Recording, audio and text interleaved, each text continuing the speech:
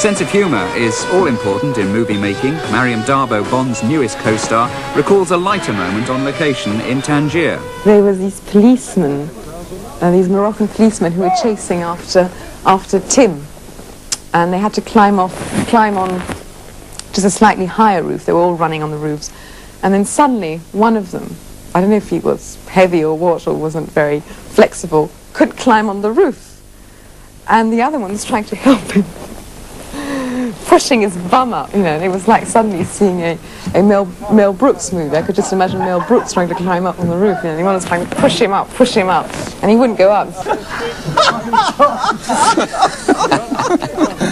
Magic moments. Were there many moments like that?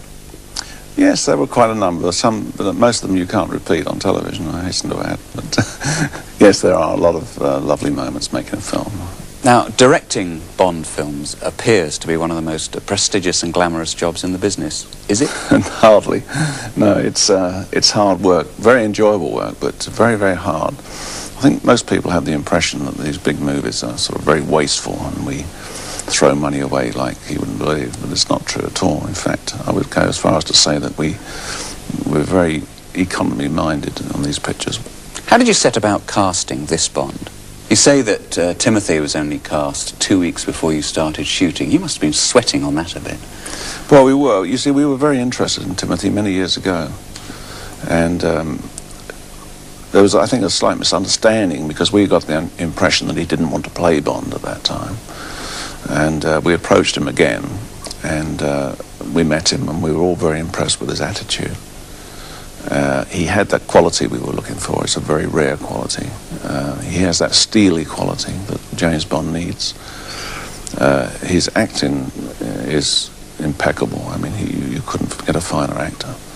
And that was a great bonus to me. And we brought him down, and we did a test with him, and we were over the moon with what we saw. How do you think audiences will react to Timothy Dalton as the new James Bond? Well, I think that obviously there'll be an initial reservation, you know, with the new man. There always is. But I think after the pre-title sequence, which is one of our most exciting, I think people will immediately accept him.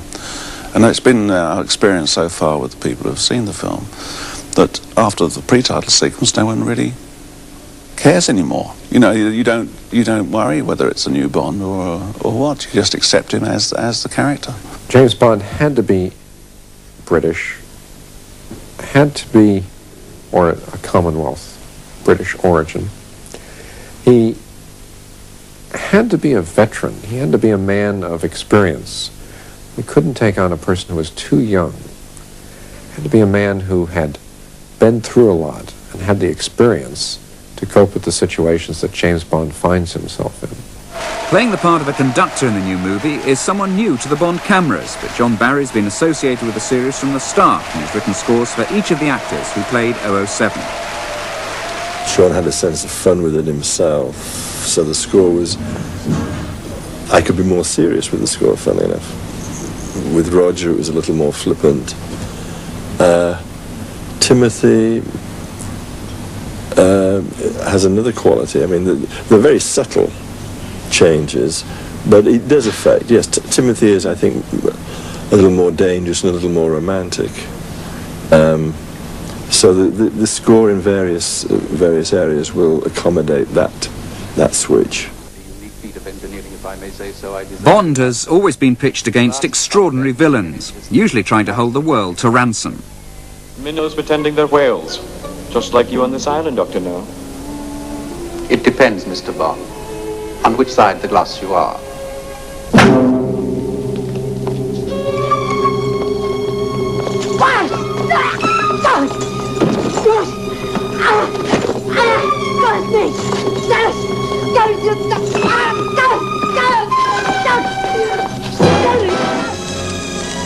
Two words you may have overheard, which cannot possibly have any significance to you or anyone in your organization. Can you afford to take that chance?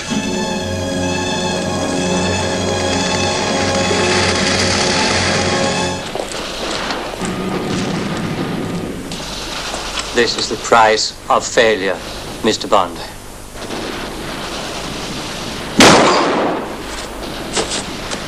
Come on. Are you ready, Monsieur Scaramanga? Ready. Are you ready, Monsieur Bond? Ready. James Bond. You appear with the tedious inevitability of an unloved season. I didn't think there were any seasons in space. As far as you're concerned, only winter.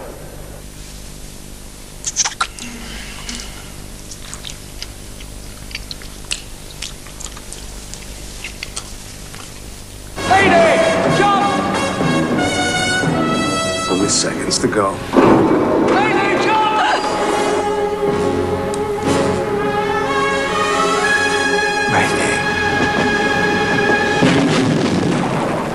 But it's one of the rules that the villains leave the dirty work to their henchmen, and they can sometimes be quite endearing.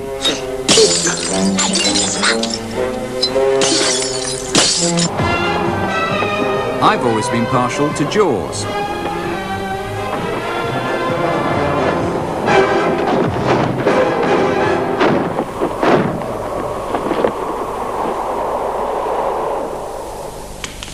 Then, the women.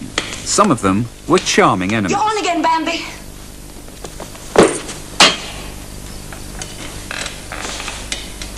Thumper.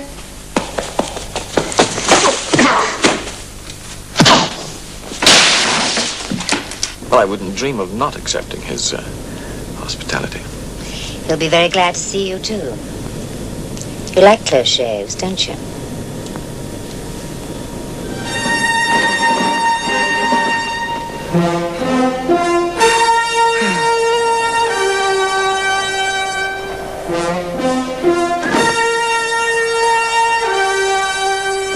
But all of them made the life of a special agent more interesting than working in a bank.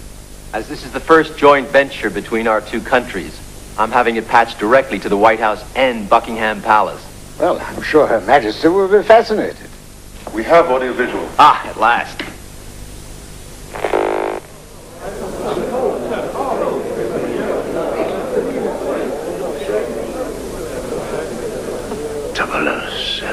My God, what's Bond doing? I think he's attempting re-entry, sir. And Bond gets around. There's no form of locomotion he's not familiar with.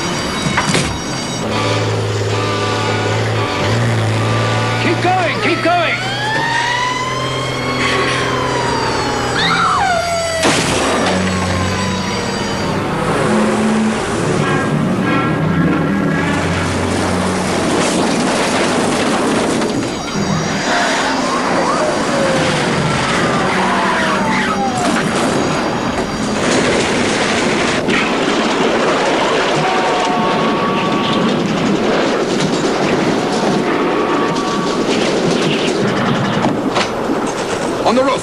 Trouble. I got you now. Lean over. Bond.